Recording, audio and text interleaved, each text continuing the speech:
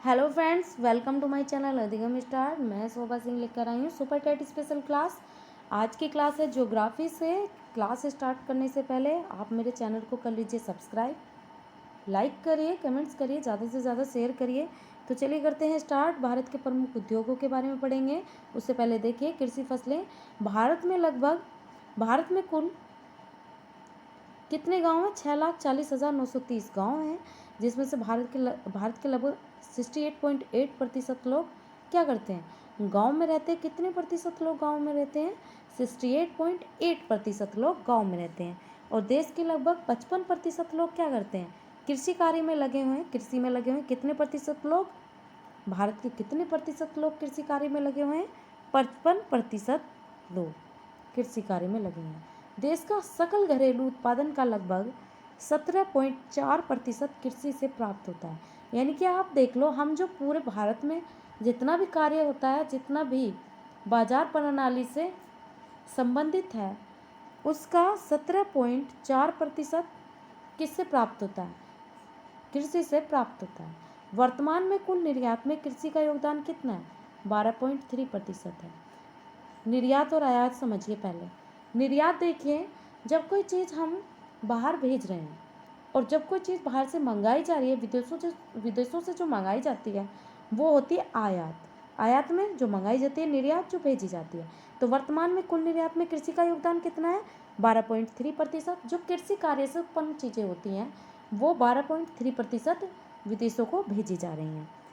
आगे देखिए, भारत की मुख्य 3 प्रकार की फसलें हैं। वो कौन कौन सी फसलें हैं? रबी की फसल, खरीफ की फसल और जायद की फसल। सबसे पहले देखिए रबी की फसल। रबी की फसल कौन सी है? रबी की फसल जो बोई जाती है वो अक्टूबर नवंबर में बोई जाती है।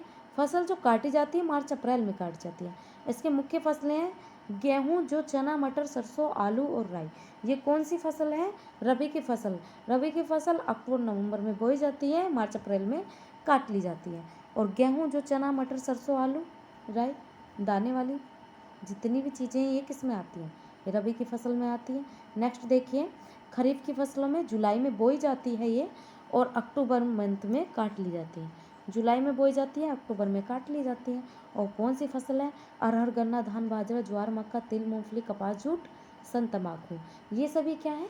ये खरीफ की फसलों में आती हैं। अब देखिए जायद की फसलें। जायद की फसल में क्या है? मार्च में बोई जाती हैं, जून में काटी जाती हैं। वही जो हम गर्मियों में खाते हैं, वो कौन सी हैं? खरबूज, तरबूज, खीरा, करेला, ककड़ी, तरकारियाँ, ये सभी क्या है? ये सभी जायद की फसलें हैं। और ये बोई कब जाती है? मार्च में बोई जाती है। ये सभी बेल से संबंधित है। बेल जून में काटी जाती हैं।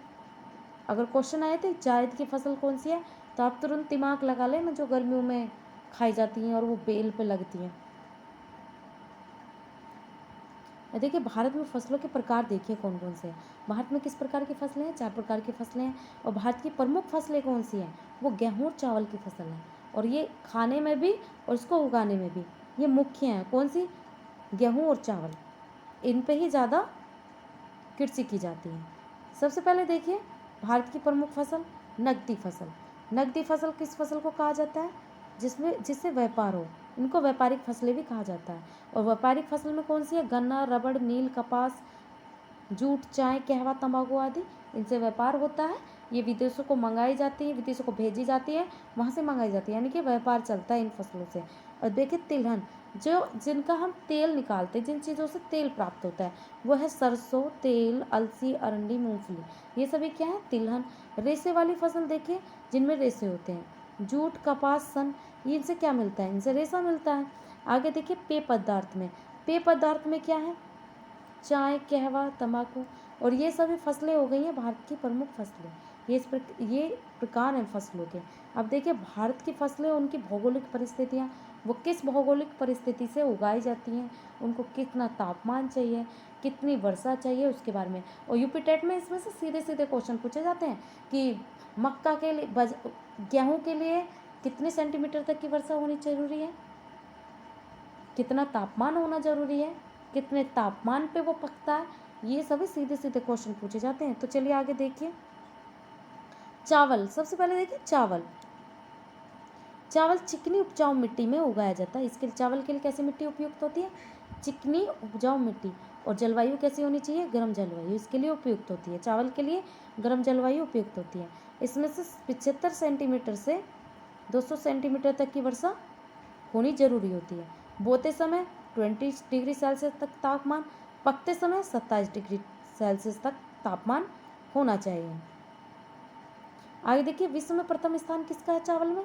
चावल में विश्व में प्रथम स्थान चीन का है। और दूसरे नंबर पर कौन है? दूसरे नंबर पर भारत है। भारत में उत्पादन राज्य कौन सा है? सबसे पहले देखिए, चावल में भारत में सबसे आगे अग्रणी राज्य कौन सा है? पश्चिमी बंगाल फर्स्ट नंबर पर, दूसरे नंबर पर उत्तर प्रदेश है, तीसरे नंबर पर पंजाब है और चौथे नंबर पर आंध्र प्रदेश है। इससे ज़्यादा आपसे पूछा नहीं जाएगा। बस क्या पूछा जाएगा, भारत में उत्पादन राज्य कौन सा है और पहले नंबर पर कौन सा है, तो आप लगाएंगे पश्चिम बंगाल या फिर उत्तर प्रदेश तक पूछा जा सकता है। उससे आगे कुछ नहीं पूछा जाता है। पहले नंबर पर पूछा जा सकता है या फिर दूसरे नंबर पर पूछा जा सकता है। आगे देखिए, पश्चिम बंगाल में एक साल में चावल की 3 फसलों का उत्पादन किया जाता है। पश्चिम बंगाल अग्रणी राज्य भी है चावल उत्पादन में, और इसमें एक साल में, एक वर्ष में चावल की 3 फसलों का उत्पादन किया जाता है। वो फसल कौन सी है? अमन, ओस और बोरो, 3 प्रकार की फसलें हैं। अमन, ओस, बोरो, ये चावल की वैरायटी होती है। अब देखिए, गेहूँ, उपजाऊ मिट्टी में गेहूँ उगता है। 50 सेंटीमीटर से 75 सेंटीमीटर तक की वर्षा उपयुक्त होती है और 20 डिग्री सेल्सियस से 25 डिग्री सेल्सियस तक का तापमान उपयुक्त होता है। विश्व में प्रथम स्थान किसका है गेहूं उत्पादन में? चीन का है। और दूसरे नंबर पर कौन है? भारत में। अगर भारत में अग्रणी राज्य पूछा जाए तो कौन सा? पहले नंबर पर उत्तर प्रदेश है, दूसरे नंबर पर पंजाब है, तीसरे नंबर पर कौन है? मध्य प्रदेश, चौथे नंबर पर पूछा भी नहीं जाएगा, उससे ज़्यादा आता भी नहीं है। और जो सबसे कम चावल वो गेहूँ उगता है वो राजस्थान, महाराष्ट्र, गुजरात में गेहूँ की खेती सबसे कम होती है। आगे देखिए, मक्का कैसी मिट्टी में उपयुक्त होती है? मक्का के लिए गहरी दोमट मिट्टी उपयुक्त होती है। और तापमान कितना होना चाहिए? 25 डिग्री सेल्सियस से 30 डिग्री सेल्सियस तक का तापमान उपयुक्त होता है। और 50 सेंटीमीटर से 100 सेंटीमीटर तक की वर्षा उपयुक्त होती है।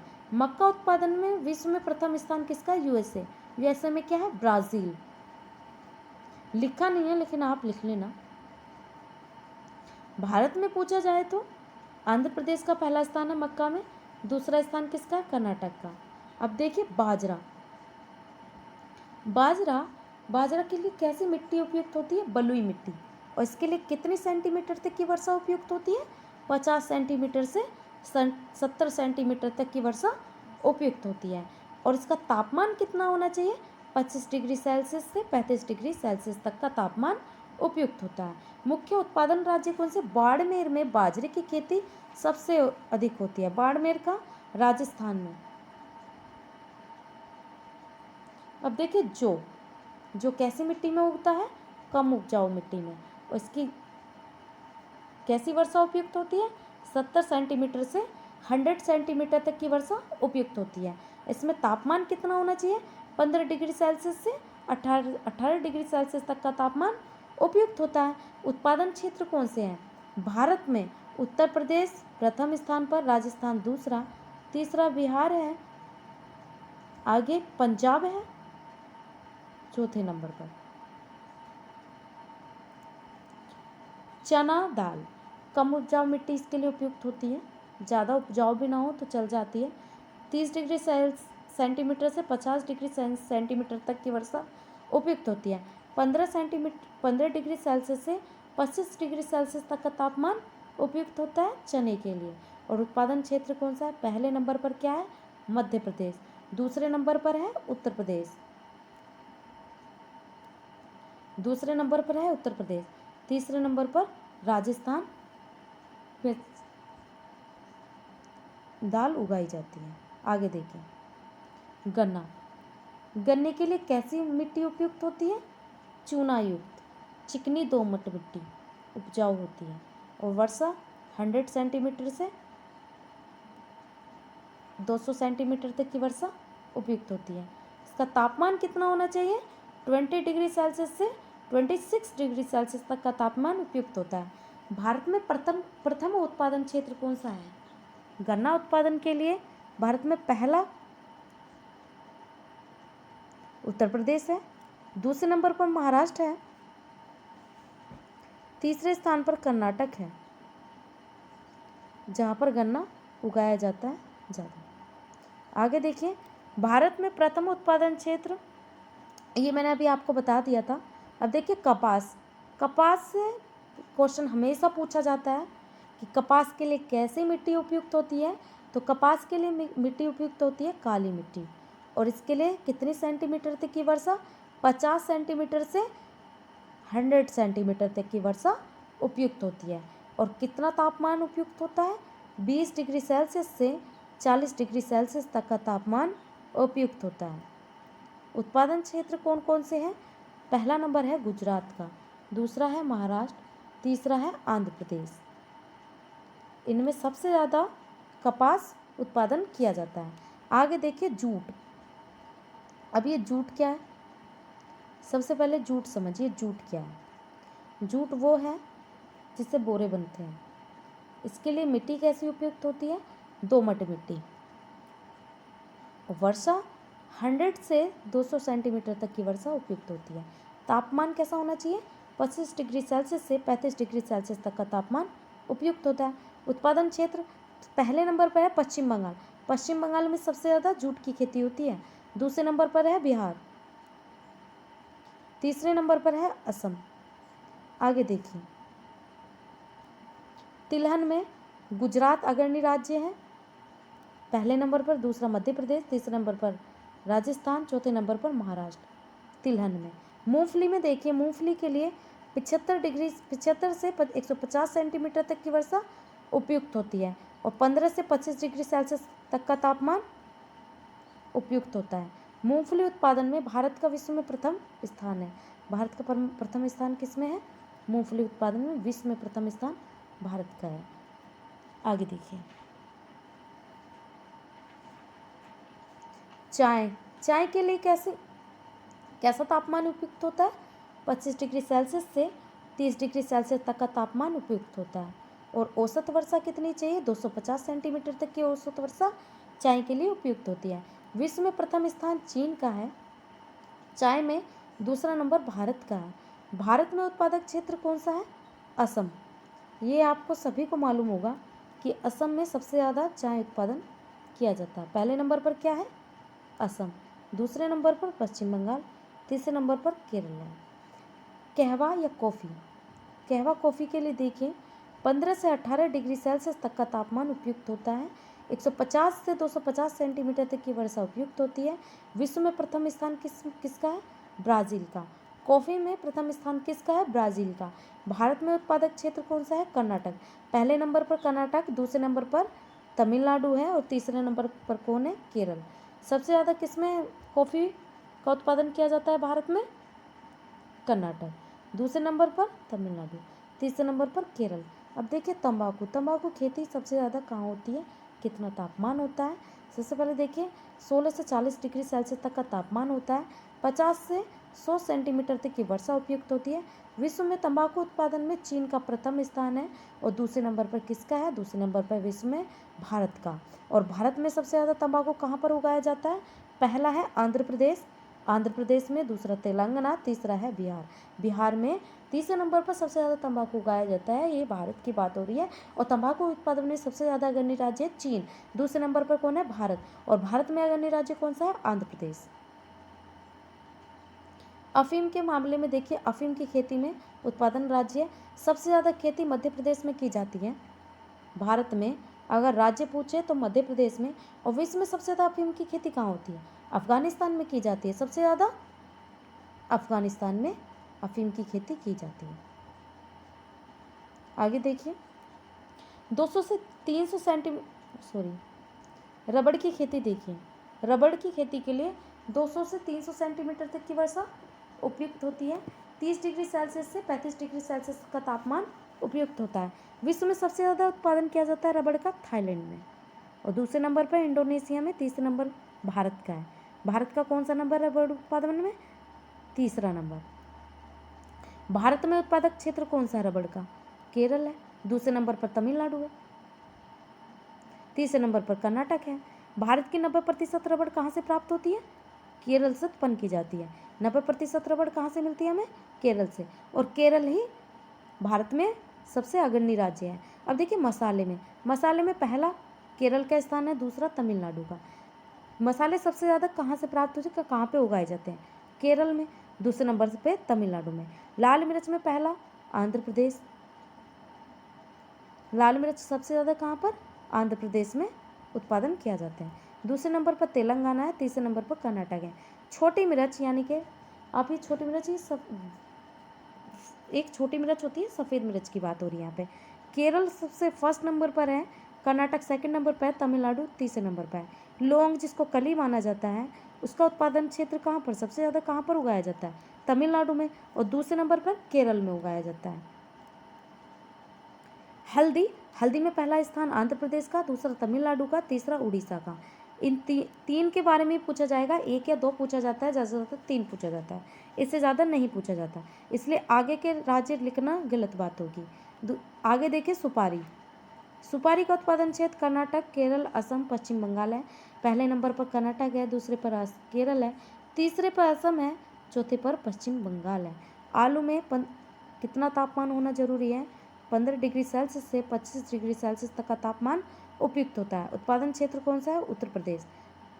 पहले नंबर पर उत्तर प्रदेश, दूसरे पर पश्चिम बंगाल, तीसरे पर पंजाब है, चौथे पर बिहार है। अब देखिए नारियल के उत्पादन में, नारियल के लिए सबसे पहले देखिए तापमान कितना उपयुक्त है। 20 डिग्री सेल्सियस से 25 डिग्री सेल्सियस तक का तापमान उपयुक्त होता है। 150 सेंटीमीटर तक की वर्षा का ना होना, यानी कि इतनी वर्षा नहीं होनी चाहिए, ना होना लिखा हुआ है। 150 से कम सेंटीमीटर तक की वर्षा उपयुक्त होती है। उत्पादक क्षेत्र देखिए, केरल में सबसे ज़्यादा नंबर फर्स्ट केरल, दूसरा तमिलनाडु, तीसरा आंध्र प्रदेश, चौथा कर्नाटक। काजू के उत्पादन में केरल का फर्स्ट स्थान है, दूसरा आंध्र प्रदेश, तीसरा तेलंगाना, चौथा महाराष्ट्र, पांचवा गोवा। 3 पूछे जाएंगे, ये अगर लिख दिए गए हैं तो कोई बात नहीं। सिनकोना देखिए, सिनकोना की छाल, सिनकोना एक पेड़ का नाम है, उसकी छाल क्या होती है? मलेरिया की बीमारी में काम आती है। ये बहुत क्वेश्चन पूछा जाता है कि सिनकोना की छाल किस बीमारी में काम आती है, तो मलेरिया की बीमारी में काम आती है। और इसका उत्पादक क्षेत्र कौन सा है? तमिलनाडु फर्स्ट नंबर पर, पश्चिम बंगाल सेकंड नंबर पर। अब देखिए सन भी एक रेशा है, इससे भी कुछ चीज़ें बनती हैं। देखिए सन का 15 से 25 डिग्री सेल्सियस तक का तापमान उपयुक्त होता है और 50 सेंटीमीटर तक की वर्षा उपयुक्त होती है। आंध्र प्रदेश फर्स्ट नंबर पर है, दूसरे नंबर पर बिहार है, तीसरे नंबर पर कर्नाटक है। अब देखिए रेशम के उत्पादन में कर्नाटक सबसे ज़्यादा अग्रणी राज्य है, दूसरे नंबर पर कश्मीर है, तीसरे नंबर पर असम, पश्चिम बंगाल चौथे नंबर पर है। अब देखिए सीधे क्वेश्चन, सीधे आपको बताया जाएगा कि प्रमुख फसल उत्पादक राज्य कौन से हैं, फसल और उत्पादक क्षेत्र। सबसे पहले देखिए सेब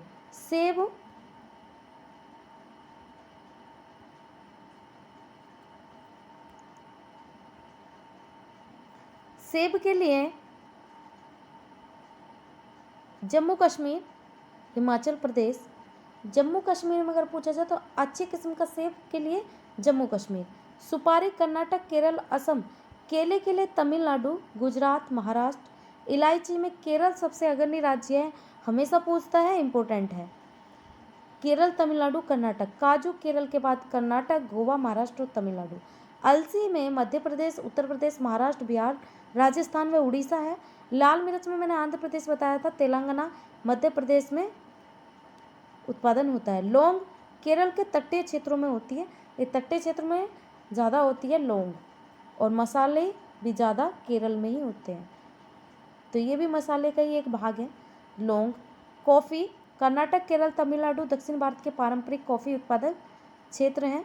काली मिर्च में केरल, ये भी एक मसाले का ही भाग है। काली मिर्च, लौंग, छोटी इलायची, बड़ी इलायची, ये सभी क्या है? मसाले में आती है। और अगर जहाँ भी इनकी बात पूछे जाए अग्रणी राज्य, तो आप बिल्कुल लगा दो केरल। केसर में जम्मू कश्मीर, सभी को मालूम है। किश्तवाड़ भी यहीं पर है, पामपुर के समीपवर्ती इलाके, ये जम्मू कश्मीर के समीपवर्ती इलाके हैं। और आम के लिए आप उत्तर प्रदेश, बिहार, आंध्र प्रदेश अग्रणी राज्य हैं। आगे देखिए, उत्पादन के आधार पे भारत में 6 प्रकार के उद्योग पाए जाते हैं। जो हमें उद्योगों से प्राप्त होते हैं, यानी कि ये तो हमें सभी मिल रहे थे कृषि कार्य से, बाकी सब हमें मिलेंगे किससे? उद्योगों से। वो उद्योग कौन कौन से हैं? सबसे पहले देखिए, धातु कर्मी उद्योग, जो हमें धातु से प्राप्त होता है वो कौन सा है? लोहा इस्पात एल्युमिनियम तांबा शीशा ये जस्ता, ये सभी किस में आते हैं? धातु में आते हैं। वस्त्र उद्योग में सूती वस्त्र, ऊनी वस्त्र, रेशमी वस्त्र, कृत्रिम धागा पटसन उद्योग, ये सभी क्या किस में आ गए? ये वस्त्रों में आ गए, वस्त्र उद्योग में। इंजीनियरिंग उद्योग में भारी मशीन, मोटर गाड़ी, जलयान, लोकोमेटिक, वायुयान आदि सभी किस में आ गए? इंजीनियरिंग वर्क में आ गए। रसायन उद्योग में क्या है? ये सभी रसायन आते हैं, जैसे उर्वरक, गंधक, तेजाब, कास्टिक सोडा, सीमेंट, कांच, प्लास्टिक, औषधि, पेट्रोलियम, सोडा, ये सभी किस में आ गए? रसायन उद्योग में। खाद्यान्न उद्योग में चीनी उद्योग, वनस्पति, दाल, ये सभी क्या, जिन्हें हम रेगुलर उसमें खाते हैं, खाद्यान्न उद्योग।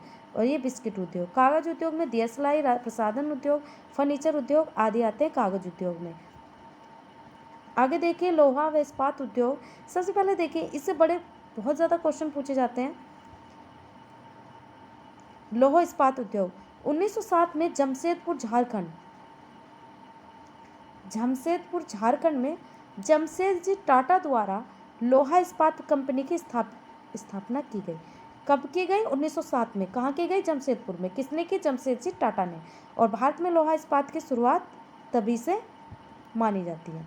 आगे देखिए, वर्तमान में विश्व में इस्पात के उत्पादन में भारत का कौन सा स्थान है? भारत का स्थान है छठा, जिसमें मैंने ये हाइलाइट्स किया हुआ है, येलो हाइलाइट्स, ये समझ लो कि बहुत ही ज़्यादा इंपॉर्टेंट है। तो वर्तमान में विश्व में इस्पात के उत्पादन में भारत का कौन सा स्थान है? छठा स्थान है। भारत में विश्व का सबसे ज़्यादा निर्यात किसको किया जाता है इस्पात का? चीन को भेजा जाता है क्या इस्पात? लोहा इस्पात की मुख्य उत्पादक कंपनी देखिए कहाँ कहाँ है। दुर्गापुर इस्पात संयंत्र कहाँ है? दुर्गापुर, पश्चिम बंगाल में, ब्रिटेन के सहयोग से बना। ये क्या दुर्गापुर इस्पात संयंत्र किसके सहयोग से? ब्रिटेन के सहयोग से बना था। अंग्रेजों के टाइम की ये बात हो रही है। फिर आगे देखिए, राउरकेला एकीकृत इस्पात संयंत्र कहाँ? उड़ीसा में, जर्मनी के सहयोग से। भिलाई एकीकृत इस्पात संयंत्र भिलाई मध्य प्रदेश, रूस के सहयोग से। किसके सहयोग से बनाया? ये हमने ब्रिटेन के सहयोग से बनाया। दुर्गापुर इस्पात संयंत्र, दुर्गापुर पश्चिम बंगाल, ब्रिटेन के सहयोग से बनाया गया। ये जर्मनी के सहयोग से। राउरकेला भिलाई इस्पात, ये रूस के सहयोग से। आगे देखिए, मिस्र इस्पात या लौह इस्पात कारखाना सेलम, ये मिस्र इस्पात लौह इस्पात कारखाना कहाँ है? सेलम, तमिलनाडु में स्थित है। विशाखापट्टनम इस्पात संयंत्र विशाखापट्टनम, आंध्र प्रदेश में है। Indian iron and steel company Burnpur, Paschim Bengal में है। ये इनका पूछा जाता है कि कहाँ पर इस्पात की कंपनी है। Visvesvaraya iron and steel company Bhadravati, Karnataka में है। Tata iron and steel company Jamshedpur, Jharkhand में स्थित है। भारत में यह उद्योग छोटा नागपुर पठार और उसके समीपवर्ती पश्चिम बंगाल, झारखंड, उड़ीसा, मध्य प्रदेश में केंद्रित है। यानी कि ये कहाँ पर है? मैंने अभी इसके बारे में अभी पढ़ाया था। Tata iron and steel company Jamshedpur, Jharkhand में है। और भारत में उद्योग कहाँ है? छोटा नागपुर पठार और उसके समीपवर्ती क्षेत्रों में कार्यरत है, स्थित है। एल्युमिनियम उद्योग देखिए, वर्तमान में देश में एल्युमिनियम बनाने के कारखाने एल्युमिनियम कंपनी बाल्को कोरबा छत्तीसगढ़ इकाई का संचालन कर रही है। अभी उसका संचालन हो रहा है इंडियन एल्युमिनियम कंपनी INDL के नाम से। हिंदुस्तान एल्युमिनियम कंपनी हिंडाल्को रेणुकूट, उत्तर प्रदेश में स्थित है। आगे देखिए, मद्रास एल्युमिनियम कंपनी माल्को के नाम से मेटूर, तमिलनाडु में स्थित है। देश में बॉक्साइट से एल्युमिना बनाने के कुछ संयंत्र हैं, जैसे दामनजोड़ी उड़ीसा में है। यहाँ पर प्लांट्स लगे हुए हैं, कंपनी है ये, संयंत्र जो बोला गया है। कोरबा छत्तीसगढ़, रेणुकूट उत्तर प्रदेश, मेटूर तमिलनाडु, मूरी झारखंड, बेलगाम कर्नाटक, ये सभी क्या है? यहाँ पर संयंत्र लगे हुए हैं किसके? एल्युमिनियम के, एल्युमिनियम बनाने के लिए। सूती वस्त्र उद्योग देखिए, भारत में वस्त्र उद्योग मुख्यतः सूत पर आधारित रहा है। यानी कि स्टार्टिंग से ही सूत पर आधारित भारत में वस्त्र उद्योग मुख्यतः सूत पर आधारित है। देश में कि कपड़े की खपत का सूत पर आधारित, यानी कि सूत से स्टार्टिंग से ही सूत से यहाँ पर वस्त्र उद्योग चल रहा है। देश में कपड़े की खपत का 56% भाग सूत से प्राप्त होता है। किससे? सूत से प्राप्त होता है। कपड़े के उत्पादन में मिल क्षेत्र का हिस्सा कितना है? 3.4%। यानी कि जो कपड़ा मिल में बनाया जा रहा है वो कितने प्रतिशत बनाया जा रहा है? 3.4%। जो बिजली करघा का हिस्सा है 82.0%। हथकरघा का हिस्सा 14.6% है।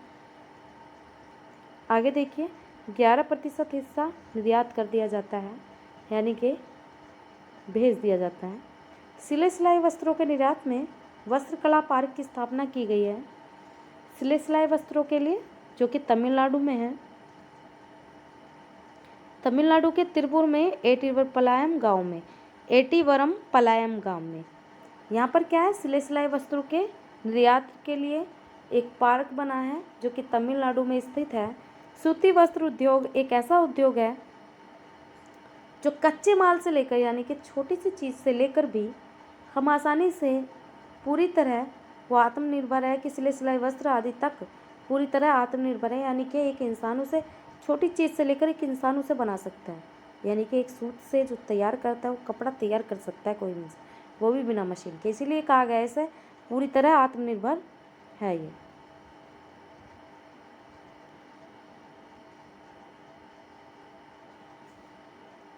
आगे देखिए, 1854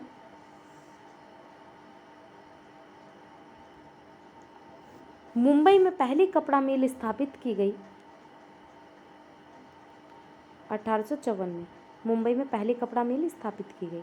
1870 में अमेरिकी गृह युद्ध के कारण भारतीय वस्त्रों की मांग बढ़ गई, जिससे सूती वस्त्र उद्योग में भी वृद्धि हुई।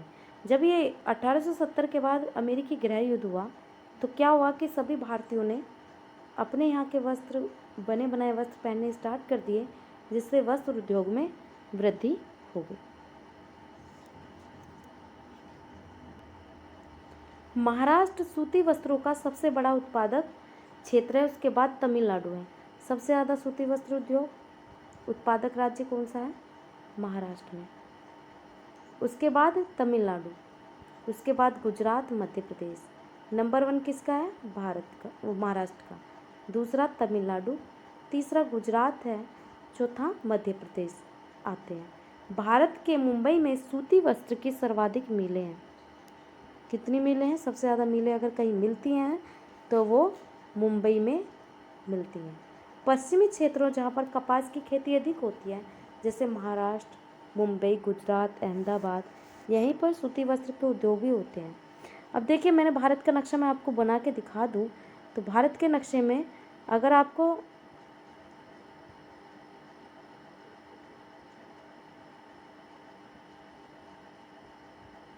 ये पूर्वी एरिया, ये पश्चिमी एरिया, और यहाँ के एरिया में ही पड़ते हैं क्या?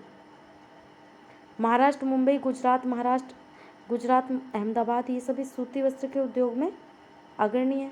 देश में वस्त्रों के निर्यात में, सूती वस्त्रों के निर्यात में सिले सिलाई वस्त्रों की प्रधानता अधिक है। यानी कि सिले सिलाई वस्त्र ज़्यादातर भेजे जा रहे हैं अदर कंट्रीज़ को, जैसे कि संयुक्त राज्य अमेरिका, यूनाइटेड किंगडम, रूस, फ्रांस, नेपाल, सिंगापुर भारतीय वस्तुओं के सबसे बड़े खरीदार हैं। सूती वस्त्रों के निर्यात को प्रोत्साहन देने के लिए अपैरल पार्क की स्थापना की गई है। ये जो सूती वस्त्र हैं इनके निर्यात ज़्यादा से ज़्यादा हो, ये ज़्यादा से ज़्यादा बाहर जाएं, तो उसके लिए एक पार्क बनाया गया है, अपैरल पार्क। ये पार्क कहाँ है? सूरत में है।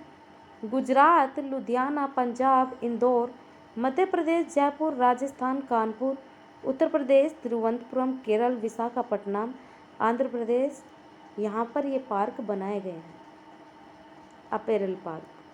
जूट उद्योग देखिए, भारत में विश्व में जूट वस्तुओं का सबसे बड़ा उत्पादक तथा निर्यात में दूसरे स्थान पर है।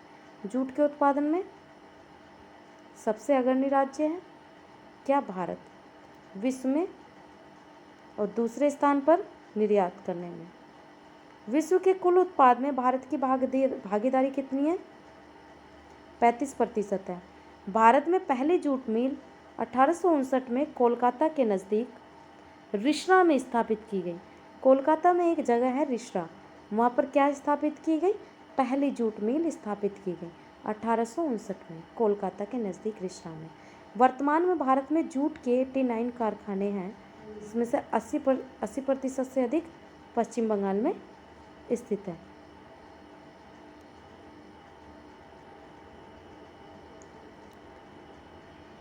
भारत में जूट के कितने कारखाने हैं? 89 कारखाने हैं और 80% से अधिक कहाँ है? पश्चिम बंगाल में स्थित है। जूट उद्योग कोलकाता की हुगली नदी के दोनों किनारे पर केंद्रित है। कहाँ पर केंद्रित है? कोलकाता की कौन सी नदी है? हुगली नदी। कोलकाता में कौन सी नदी बहती है? हुगली नदी। और जूट उद्योग उसी के किनारे पर केंद्रित है। सहजनवा कानपुर उत्तर प्रदेश में, कटिहार दरभंगा पूर्णिया बिहार में, नाली मारला गुंटूर गोदावरी आंध्र प्रदेश में जूट के केंद्र स्थित है। असम उड़ीसा मध्य प्रदेश त्रिपुरा राज्य में भी जूट की एक एक मील है, जो कि नहीं मानी जाती, इतनी एक एक मील है, इसको इतना ज़्यादा पढ़ाया नहीं जाएगा। अब देखिए रेशम उद्योग। भारत विश्व का तीसरा सबसे बड़ा रेशम उत्पादक देश है। विश्व में तीसरे नंबर पर भारत में रेशम का उत्पादन होता है। चीन रेशम के उत्पादन में सबसे बड़ा उत्पादक देश है। भारत में कुल कपड़ा निर्यात रेशमी वस्त्रों का लगभग 3% है, यानी कि हमारे यहाँ से 3% ही रेशमी वस्त्रों का निर्यात होता है। कच्चे रेशम में भारत का दूसरा स्थान है। कर्नाटक सबसे बड़ा रेशम उत्पादक राज्य है। भारत में अगर कोई जगह है जहाँ पर रेशम का उत्पादन होता है तो वो है कर्नाटक, और यहाँ पर 60% रेशम उत्पादित होता है, 60% तक का रेशम उत्पादित होता है। चीन सबसे अग्रणी राज्य है। चीन अग्रणी राज्य है, भारत तीसरे नंबर पर है। भारत में अगर अग्रणी राज्य कोई है, सॉरी अग्रणी राज्य नहीं है, अग्रणी देश है, और भारत में अगर कोई अग्रणी राज्य है वो है केरल, कर्नाटक।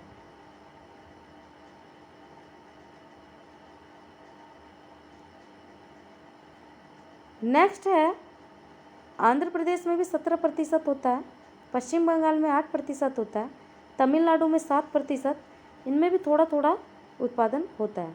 जम्मू कश्मीर उत्तर प्रदेश राज्य में केवल 8% तक का रेशम उत्पादन होता है। अब देखिए ऊनी वस्त्र, ऊन की पहली मील, सबसे पहले देखिए ऊन की पहली मील 1870 में कानपुर में स्थापित की गई। कहाँ स्थापित की गई? कानपुर में।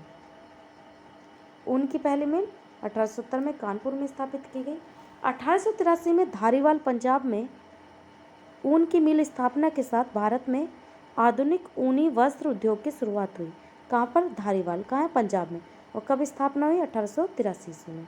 ऑस्ट्रेलिया ऊन का सबसे बड़ा उत्पादक देश है। भारत ऊन के उत्पादन में, ये ऊन है, भारत ऊन के उत्पादन में 7वां सबसे बड़ा देश है। 7वें नंबर पर कौन है? भारत है। पंजाब महाराष्ट्र उत्तर प्रदेश ऊनी वस्त्रों के प्रमुख उत्पादक।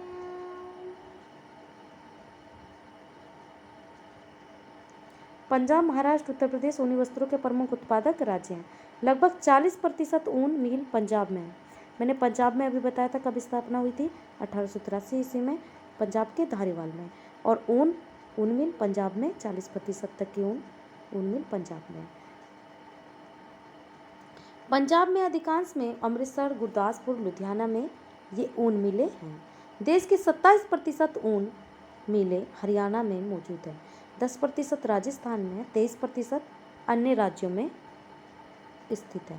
अच्छी गुणवत्ता वाली ऊन हमें अगर मंगाई जाती है तो ऑस्ट्रेलिया से मंगाई जाती है, और ऑस्ट्रेलिया ही इसका पहला उत्पादन, विश्व में सबसे बड़ा उत्पादन देश है। कृत्रिम रेशा उद्योग। कृत्रिम रेशा क्या है? जो मानव द्वारा निर्मित है, जैसे कि रेयॉन, नायलॉन, केरिन, डैक्रोन, ये सभी क्या है? मानव द्वारा बनाए गए रेशे हैं। अभी जो बात हो रही थी ऊन तो हमें भेड़ों से प्राप्त होती है, इनसे प्राप्त होती है। ये कपास, जूट, ये सभी क्या है? ये सभी हमें कृषि से प्राप्त हो रहे थे। अभी मानव द्वारा जो निर्मित है, अब उनको भी पढ़ लेते हैं। जो रासायनिक विधियों द्वारा बनाए जाते हैं, भारत में इसका उत्पादन और निर्यात दोनों करता है, यानी कि इसे उगाता भी है और उसको अदर कंट्रीज में बेचता भी है। अब देखिए, भारत का प्रथम रेयॉन कारखाना कहाँ पर है? 1850 ईस्वी में रायपुरम, केरल में त्रावणकोर लिमिटेड के नाम से स्थापित हुआ रेयॉन का कारखाना। रेयॉन एक कपड़ा है जो मानव द्वारा निर्मित है। रायपुरम, केरल में त्रावणकोर लिमिटेड के नाम से स्थापित हुआ। यह उद्योग केवल महाराष्ट्र, गुजरात, उत्तर प्रदेश, पश्चिम बंगाल, तमिलनाडु और दिल्ली में ही सीमित है, इससे ज़्यादा नहीं सीमित है। अब देखिए इंजीनियरिंग उद्योग। इंजीनियरिंग उद्योग में लौह इस्पात उद्योग आता है, वस्त्र उद्योग, चीनी उद्योग, सीमेंट उद्योग, चाय उद्योग, रासायनिक उद्योग, ये सभी उद्योग भारी मशीनों द्वारा स्थापित होते हैं। यानी कि इनका उद्योग अगर हम करेंगे, इनकी अगर हम मशीनें लगाएंगे, इनकी कंपनी अगर हम लगाएंगे, तो हमें किसकी ज़रूरत पड़ेगी? मशीनों की ज़रूरत पड़ेगी। तो भारी मशीनों द्वारा स्थापित होते हैं, इन्हीं को इंजीनियरिंग उद्योग भी कहा जाता है। इनके लिए क्या होती है? मशीनों की ज़रूरत होती है, इसलिए इनको इंजीनियरिंग उद्योग भी बोल दिया जाता है। भारी मशीनरी, लौह इस्पात उद्योग के लिए भारी मशीनरी के नाम से, जो कि रांची में भारी इंजीनियरिंग कॉरपोरेशन लिमिटेड है, नैनी और तुंगभद्रा के कारखानों में बनाए जाते हैं। ये सभी मशीनें कहाँ बनाई जाती हैं? नैनी और तुंगभद्रा के कारखानों में बनाई जाती हैं। और कंपनी का नाम क्या है? भारी इंजीनियरिंग कॉरपोरेशन लिमिटेड। कोयला उत्खनन की मशीनें,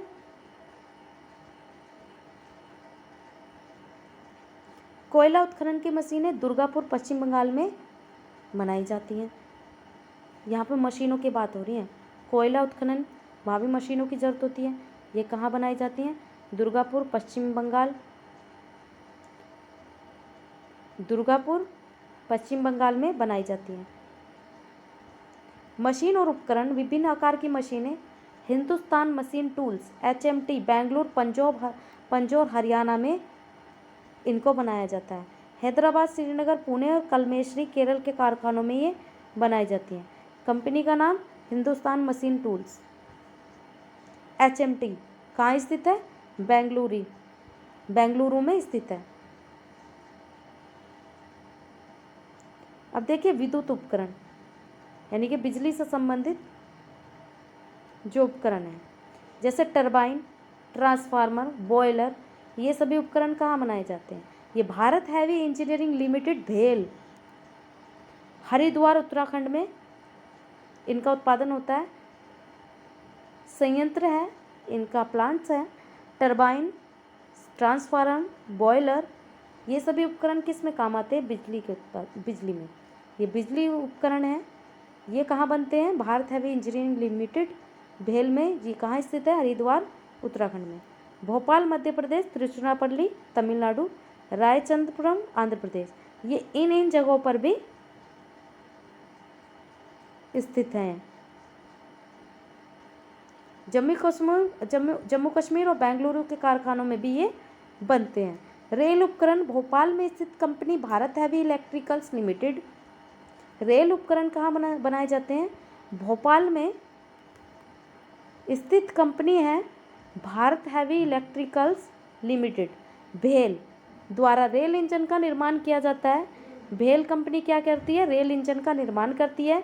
भेल ने विद्युत चालित इंजन बनाने की विधि क्षमता हासिल कर ली है। भेल कंपनी है ये, इसने बिजली से चलने वाले इंजन बनाने की विधि क्षमता हासिल कर ली। और कपूरथला क्या है? कपूरथला में क्या बनता है? कपूरथला रेलवे सवारी डिब्बे बनाता है। क्या बनाता है? रेलवे की सवारी डिब्बे बनाता है। येलान का बेंगलुरु में मालगाड़ी के डिब्बे बनते हैं। पटियाला में डीजल के इंजन के पुर्जे बनाने के कारखाने स्थापित हैं। रेलवे इंजन कहाँ बनाए जाते हैं? वाराणसी। वाराणसी में कौन से इंजन बनते हैं? डीजल के इंजन। वाष्प और विद्युत के इंजन चितरंजन में बनते हैं। जमशेदपुर में लोकोमोटिव, भोपाल में विद्युत इंजन, बिजली के इंजन बनते हैं। ये सभी रेलवे इंजन के बारे में बात हो रही थी। अब देखिए जलपोत, यानी कि जलपोत का मतलब है नौकाएं। नौकाएं, शिप, पानी के जहाज़ों की मैं बात कर रही हूँ। जलपोत, भारत में 5 जलपोत निर्माण केंद्र हैं। सबसे पहले देखिए हिंदुस्तान शिपयार्ड लिमिटेड जो कि विशाखापट्टनम में है। गार्डन रिच वर्कशॉप कोलकाता में स्थित है जो कि जलपोत बनाता है, जलयान बनाता है। गोवा शिपयार्ड लिमिटेड गोवा में स्थित है। मंझगांव डाक मुंबई में स्थित है। कोचिन शिपयार्ड लिमिटेड कोच्चि में स्थित है। विशाखापट्टनम में सबसे बड़ी जलपोत निर्माणशाला है जो प्रतिवर्ष 3 जलपोत यानी कि 3 शिप बनाने की क्षमता रखती है। वो कहाँ है? विशाखापट्टनम में सबसे बड़ी जलपोत निर्माणशाला है। कोच्चि जलपोत निर्माणशाला जापानी सहयोग से बनाई गई है। भारत में सबसे बड़ा जलपोत बनाने वाला डाक यही है। कौन? कोच्चि जलपोत। कोलकाता में बचाव कार्य वाली नौकाएं होती हैं वो बनाई जाती। कहाँ पर? कोलकाता में। मंझगांव में युद्ध से संबंधित पानी के जहाज युद्ध में काम आते हैं उनको बनाने के लिए मंझगांव में वो जलपोत बनाए जाते हैं, युद्धपोत बनाए जाते हैं। हवाई जहाज, अब हवाई जहाज के बारे में देखिए। 1940 ईस्वी में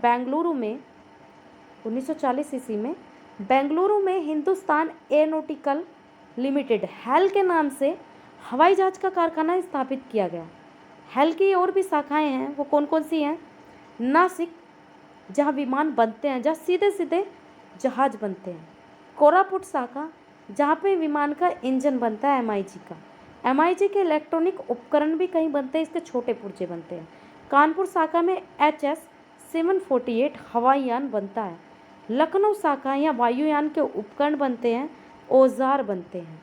अब देखिए इलेक्ट्रॉनिक के मामले में electronic BEL Bharat electronic limited, इसकी फुल फॉर्म है बेंगलुरु में स्थित सुरक्षा सेवा तथा आकाशवाणी मौसम विभाग के लिए इलेक्ट्रॉनिक उपकरण बनाता है। बेल ये क्या करता है? सुरक्षा सेवा तथा आकाशवाणी मौसम विभाग के लिए इलेक्ट्रॉनिक उपकरण बनाता है। बेंगलुरु में स्थित, बेंगलुरु को और भी बोला जाता है सिलिकॉन वैली बोला जाता है, जहाँ पर कंप्यूटर की चिप बनती है, ये सामान बनता है। तो इसको एक चीज़ और देख लीजिए, बेंगलुरु को क्या बोला जाता है? Silicon valley. बेंगलुरु में स्थित भारतीय दूरभाष उद्योग ITI दूरभाष उपकरण बनाता है। दूरभाष उपकरण कहाँ बनते हैं? बेंगलुरु में। ECI इंडिया इलेक्ट्रॉनिक कॉरपोरेशन जो कि कहाँ स्थित है? हैदराबाद में स्थित है। यहाँ परमाणु संयंत्र, चिकित्सा, कृषि व उद्योगों के उपकरण बनाता है। कृषि के जो उपकरण, चिकित्सा के उपकरण, परमाणु के उपकरण, संयंत्र, इन सभी को क्या बनाता है? ECI इंडिया इलेक्ट्रॉनिक कॉरपोरेशन बनाता है। और ये कहाँ पर स्थित है? हैदराबाद में स्थित है। नैनी में बनाया गया ITI सूक्ष्म तरंगी संचार के लिए उपकरण बनाता है। सूक्ष्म तरंगी संचार यानी कि छोटी छोटी जो ध्वनि सुनते हैं उसके जो उपकरण बनते हैं वो कहाँ बनते हैं? नैनी में बनते हैं। अब देखिए सीमेंट उद्योग, देश में सीमेंट कारखानों की सर्वाधिक संख्या कहाँ है? आंध्र प्रदेश, तेलंगाना राज्य में। इसके बाद राजस्थान, तमिलनाडु राज्य हैं। सीमेंट के प्रमुख उत्पादक राज्य तमिलनाडु, मध्य प्रदेश, गुजरात, आंध्र प्रदेश, राजस्थान, कर्नाटक और बिहार है। सीमेंट उत्पादन में राजस्थान का सबसे, देश में प्रथम स्थान किसका है? राजस्थान का। सबसे ज़्यादा कहाँ पर सीमेंट उत्पादन होता है? राजस्थान में। भारत का सीमेंट उद्योग विश्व में सीमेंट के उत्पादन में दूसरे स्थान पर है। भारत दूसरे नंबर पर है सीमेंट उत्पादन में। कागज उद्योग देखिए, कागज उद्योग 1870 में पहली कागज मिल कोलकाता में स्थापित की गई। 1870 में पहली कागज मिल स्थापित की गई। कागज उद्योग महाराष्ट्र, उड़ीसा, आंध्र प्रदेश, कर्नाटक और मध्य प्रदेश में विस्तृत रूप से फैला हुआ है। नेपा नगर मध्य प्रदेश का कागज मिल है और यही सबसे अग्रणी उत्पादन राज्य है। मैसूर कागज मिल। केरल में क्या है? न्यूज़ प्रिंट वाले समाचार पत्रों के लिए कागज बनते हैं। यहाँ पर क्या बनते हैं? केवल न्यूज़ प्रिंट समाचार पत्रों के लिए कागज बनाने में अग्रणी राज्य है। देश में कागज उद्योग के और भी प्रमुख केंद्र हैं जो सबसे ज़्यादा आगे हैं। सबसे पहले देखिए कागज नगर, आंध्र प्रदेश में, राजमुद्री आंध्र प्रदेश में, यमुनानगर हरियाणा में, डालमिया नगर बिहार में, पल्लम तमिलनाडु में, सहारनपुर उत्तर प्रदेश में कागज मिल है। रानीगंज और टीटागढ़ पश्चिम बंगाल में स्थित है, यहाँ पर भी कागज मिल है और अग्रणी है। चर्म उद्योग में क्या है? चमड़े के कार्य में सबसे ज़्यादा अग्रणी क्या है? आधुनिक बड़े चर्म शोधक कारखाने ज़्यादातर कहाँ हैं? अभी तक उत्तर भारत में सबसे ज़्यादा चर्म शोधक कारखाने हैं। उत्तर भारत में उत्तर प्रदेश में सबसे आगे कानपुर शहर सबसे बड़ा चर्म शोधक का केंद्र है। ये चर्म है। चर्म उद्योग। कोलकाता में, चेन्नई में बड़ी मात्रा में शोधित चमड़े का उत्पादन होता है। चमड़े की वस्तु का निर्माण करने में आगरा, ये तो चमड़े का शोधन करता है और वस्तुओं का जो निर्माण करता है, आगरा सबसे बड़ा केंद्र है। शीशा उद्योग में देखिए, भारत का 3/4 शीशा उद्योग उत्तर प्रदेश, पश्चिम बंगाल और महाराष्ट्र में केंद्रित है। फिरोजाबाद चूड़ी उद्योग के लिए प्रसिद्ध है। ये बहुत ही इंपॉर्टेंट है, इससे क्वेश्चन पूछे जाते हैं। फिरोजाबाद चूड़ी उद्योग के लिए प्रसिद्ध है। बहजोई, संबलपुर, नैनी और गाजियाबाद शीशा उद्योग के केंद्र यहाँ पर स्थित है। आगे देखिए, चीनी उद्योग। विश्व में चीनी के उत्पादन में ब्राजील का सबसे अग्रणी देश है।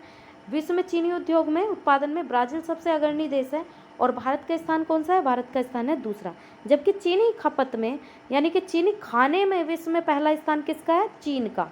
और चीनी उद्योग उत्तर प्रदेश में मुख्य रूप से केंद्रित है। चीनी उद्योग उत्तर प्रदेश में मुख्य रूप से केंद्रित है। चीनी उद्योग कहाँ है? सबसे ज़्यादा कहाँ है? उत्तर प्रदेश में मुख्य रूप से केंद्रित है। आगे दूसरे नंबर पर है महाराष्ट्र में। चीनी उद्योग दूसरे नंबर पर महाराष्ट्र में स्थित है और पहले नंबर पर उत्तर प्रदेश में। वर्तमान में देश में कुल 701 चीनी मिलें स्थापित हैं, जिनमें सहकारी क्षेत्र में 324, निजी क्षेत्र में 334, सार्वजनिक क्षेत्र में 43 मिलें हैं। रसायन उद्योग में देखिए, चौथा सबसे बड़ा उद्योग कौन सा है? रसायन उद्योग माना जाता है। रसायन के उत्पादन में भारत मात्रा की दृष्टि से अगर देखा जाए तो भारत में विश्व में 12वें स्थान पर तथा एशिया में तीसरे स्थान पर है।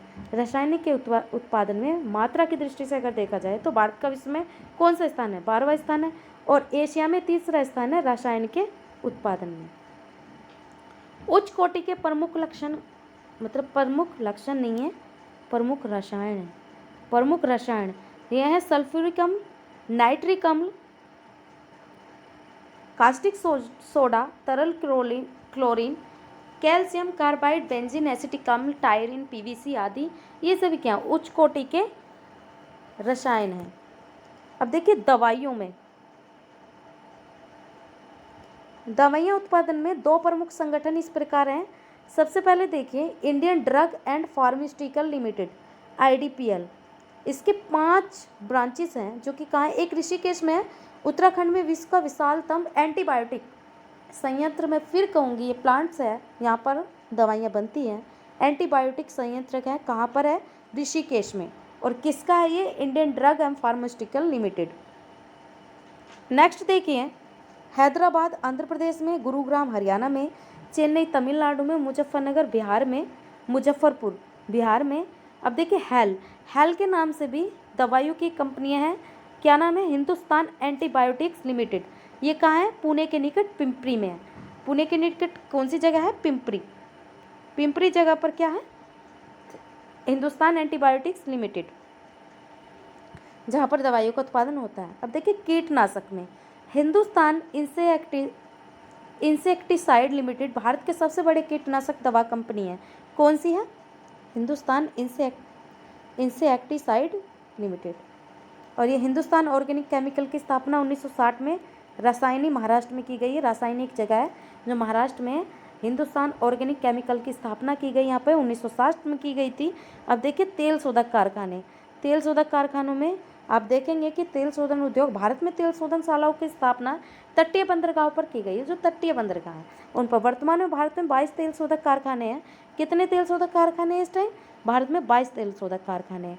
और इनमें देखिए तेल शोधक कारखाना ऑयल रिफाइनरी में शोधन का सबसे पहला सामान्य है और पुराना तरीका। इसमें क्या होता है कि जो प्राकृतिक गैस होती है, नेचुरल गैस, उसमें पेट्रोल, डीजल, मोम, केरोसिन आदि की प्राप्ति होती है। जब हम तेल को शुद्ध करते हैं, शोधनशाला में शुद्ध होता है, तो तेल तो शुद्ध होता ही है, उसके साथ हमें और भी चीज़ें मिलती है, जैसे कि हमें मिलता है डीजल, मोम, केरोसिन, इसकी प्राप्ति हमें हो जाती है। इसके पश्चात इसमें शुद्ध पेट्रोल, डीजल, मिट्टी का तेल और प्राकृतिक गैस, हमें ये सभी मिल जाते हैं। एक साथ 3 काम, हमें 2 काम मिल जाते हैं। एक तो पेट्रोल भी शुद्ध हो जाता है, दूसरा हमें मोम, केरोसिन, इनकी प्राप्ति भी हो जाती है। देश के कुल औद्योगिक उत्पादन में लघु उद्योग क्षेत्र का योगदान लगभग प्रतिशत है। यानी कि लघु उद्योग की बात हो रही है यहाँ पे, जो छोटे स्तर के हैं, जो छोटे छोटे स्तर के उद्योग हैं उनकी सहभागिता कितनी है, 41%। जबकि देश के कुल निर्यातों में 35% योगदान लघु उद्योग का ही है। यानी कि ये जो छोटे उद्योग से जो है हमें 35% जो बाहर भेजा जा रहा है माल है, वो लघु उद्योग से ही जा रहा है। इस्पात उत्पादन में भारत का विश्व में 10वां, भारत का कौन सा स्थान है इस्पात उद्योग में? इस्पात उत्पादन में भारत का विश्व में 10वां स्थान है। अहमदाबाद को पूर्व का बोस्टन कहा जाता है। ये बड़े इंपॉर्टेंट है, इनको ध्यान से सुनिए। मुंबई को सूती वस्त्र की राजधानी कहा जाता है। कानपुर को उत्तर प्रदेश का मैनचेस्टर कहा जाता है। कानपुर को क्या कहा जाता है? उत्तर भारत का मैनचेस्टर कहा जाता है। उर्वरक उत्पादन उपभोग में भारत का विश्व में चीन और अमेरिका के बाद तीसरा स्थान है। उर्वरक, भारत में केवल नाइट्रोजन युक्त और फास्फेट युक्त उर्वरकों का ही उत्पादन होता है। 1951 ईस्वी में सिंदरी बिहार में प्रथम सरकारी उर्वरक संयंत्र स्थापित किया गया। यानी कि पहला उर्वरक संयंत्र कब स्थापित किया गया? 1951 ईस्वी में सिंदरी कहाँ है? बिहार में। बिहार में प्रथम सरकारी उर्वरक संयंत्र स्थापित किया गया। और उर्वरक, भारत में केवल नाइट्रोजन युक्त और फास्फेट युक्त उर्वरकों का ही उत्पादन होता है। और आज की क्लास में केवल इतना ही। आज की क्लास ज्योग्राफी की थी, जो सुपर टेट की, वो आज फिनिश्ड हो गई है। इसके बाद हिस्ट्री स्टार्ट होगी। तो आज की क्लास में सिर्फ इतना ही। क्लास अच्छी लगे तो लाइक करिए, कमेंट्स करिए एंड सब्सक्राइब करिए। Thank you so much.